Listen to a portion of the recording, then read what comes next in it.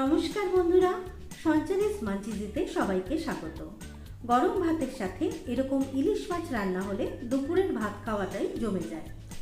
রেসিপিটা অনেকেই জানেন, তবে আমি যেভাবে রান্না করি সেটাই কিন্তু আজকে শেয়ার করছি। আজকে রান্না করব বেগুন দিয়ে কাঁচা ইলিশের তেল ঝাল রেসিপি। তেল ঝোল নয়, তেল ঝাল রান্না করব। রেসিপিটা ভালো লাগলে ছোট্ট একটা লাইক আর নিচের কমেন্ট বক্সে কমেন্টের অনুরোধ রইল। নতুন বন্ধুরা, আমার চ্যানেলটিকে যদি এখনো সাবস্ক্রাইব করা না হয়ে থাকে, প্লিজ সাবস্ক্রাইব করে বেল আইকনটি প্রেস করে দেবেন, যাতে আমার পরবর্তী রেসিপি ভিডিও আপলোডের সাথে সাথে আপনার মোবাইলেও নোটিফিকেশনটা পৌঁছে যায়। চলুন তাহলে দেখে নেওয়া যাক বেগুন দিয়ে কাঁচা ইলিশের তেল ঝাল রান্নাটি আমি কিভাবে রান্না করছি। ইলিশ মাছ আমি এখানে 3 পিস নিয়েছি। গাদা পেটি সহ যে রিং পিসগুলো হয় সেই রকম দেখে 3 পিস মাছ আমি ভালো করে ধুয়ে নিয়ে এবার তাতে সামান্য একটু নুন আর অল্প একটু হলুদ গুঁড়ো দিয়ে মাছগুলো আগে নুন হলুদ মাখিয়ে নেব।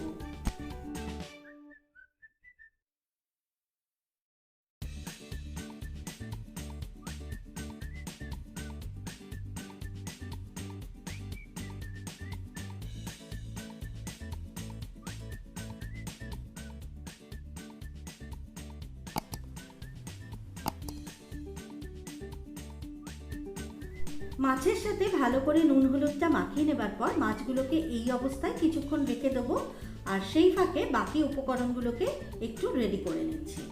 আমি এখানে সরু লম্বা দেখে এরকম ছোট বেগুন কয়েকটা নিয়েছি, আর বেগুনগুলো গোটাগুলো কেটে দিয়ে মাঝখান থেকে সামান্য একটু চিড়ে দিয়েছি। বেগুনগুলো যেহেতু ছোট আর সরু মতো, তাই আমি মাঝখান থেকে চিড়ে আস্ত অবস্থায় বেগুনগুলোকে রাখলাম। যদি বড় বেগুন দিয়ে আপনারা করতে চান এই রান্নাটা, তাহলে কিন্তু ছোট টুকরো করে কেটে নিলেও হবে। এবার একটা পাত্রের মধ্যে নিয়ে নিলাম 1 টেবিল চামচ কালো সর্ষে, হাফ চামচ মতো সাদা সর্ষে আর 1 চামচ মতো গোটা জিরে।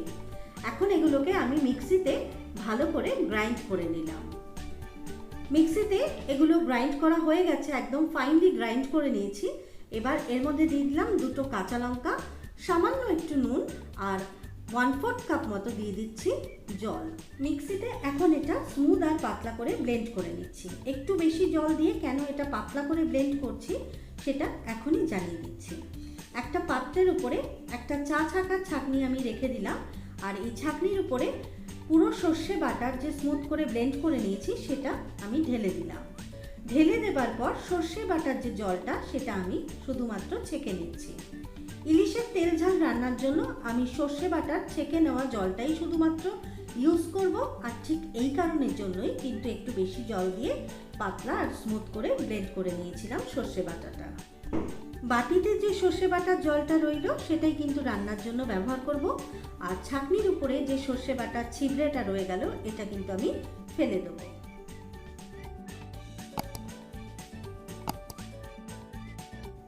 এবারে চলে আসলাম মূল রান্নাটাতে।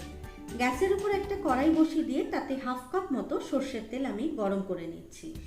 তেল ঝাল রান্নার জন্য কিন্তু সামান্য একটু তেলটা বেশি ব্যবহার করতে হয়।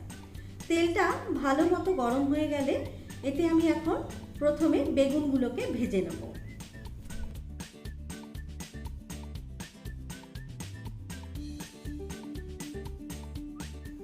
বেগুনগুলোতে আমি আগে থেকে কোনো রকম নুন হলুদ মাখিয়ে রাখিনি জল ছেড়ে যাওয়ার জন্য।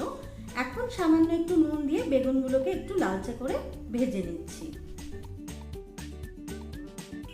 সব বেগুনগুলোই লালচে করে ভেজে নেবার পর এখন এগুলোকে আমি তুলে নিচ্ছি অন্য একটা পাত্রে। এখন এই তেলের মধ্যেই ফোড়নের জন্য দিয়ে দিচ্ছি 1/4 চামচ মতো কালো জিরে। ফোড়নের কালো জিরেটা একটু ভেজে নিয়ে দিয়ে দিলাম 3-4টে চেরা কাঁচা লঙ্কা। লঙ্কা ভাজার একটা সুন্দর গন্ধ আসলে দিয়ে দিলাম সর্ষে বাটার ছেঁকে নেওয়া জলটা। এবার এই সর্ষে বাটা যে বাটিটায় রেখেছিলাম তার মধ্যে সামান্য একটু জল দিয়ে বাটি ধোয়া জলটা এর মধ্যে দিয়ে ভালো করে তেলের সাথে একটু মিশিয়ে নিলাম। সর্ষে বাটার জল হোক বা সর্ষে বাটা, তেলের মধ্যে কিন্তু কষিয়ে নেবার কোনো প্রয়োজন নেই। ভালো করে একটু মিশিয়ে নিয়ে দিয়ে দিলাম 1/4 চামচ মতো হলুদ গুঁড়ো আর দিয়ে দিলাম স্বাদ অনুযায়ী নুন। সর্ষের জলটা ফুটে আসলেই এটাকে পাতলা করার জন্য আরও 1/2 কাপ জল এর মধ্যে আমি মিশিয়ে দিলাম, যাতে এর মধ্যেই মাছগুলো একেবারে সুসিদ্ধ হয়ে রান্না হয়ে যায়।